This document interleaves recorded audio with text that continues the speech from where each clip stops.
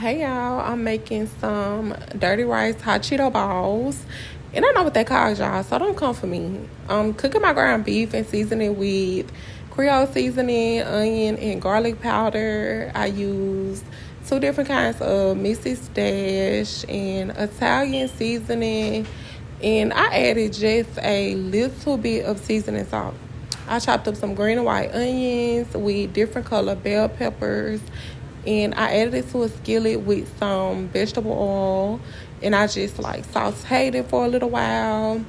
I added the ground beef back to the skillet, and I was trying to fight this minced garlic, so I had to get a spoon, and I just mixed it all up really good, and I added some chicken broth to it. Not too much chicken broth though. You only want enough to just wet the bottom. And I added some rice to it, and I stirred it up, and I put it in a bowl and added some shredded Mexican cheese. You can use either kind of cheese though, but I just thought this one looked good.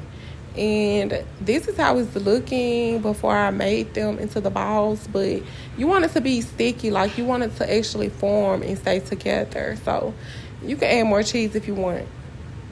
But I made the balls, and then I'm going to put them in the freezer for about 20 minutes. I did like 30 minutes though. And then I chopped up the little chips, and honestly, the puffs are easier to do. I warmed my grease and got my flour, my chips, and my eggs together. And make sure you really stir the egg really good, because I used about 7 eggs all together. But it worked. It worked really good though. Like everything stayed in place. It didn't like fall off when I was putting it in the grease. And I did the egg first, and then the flour. And make sure you shake it off, because your hair gonna be looking like mine was.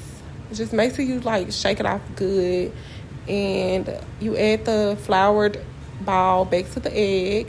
And once you take it out of the egg, you're basically going to do the same exact thing with the crushed chips. And honestly, I used like almost 2 full bags of chips to do these. But it was really good. Like everything stayed in place. And if you picking it up like this and it's not like crumbling off, then you pretty much did your parts. And this how it turned out. Yeah, I just add the parsley.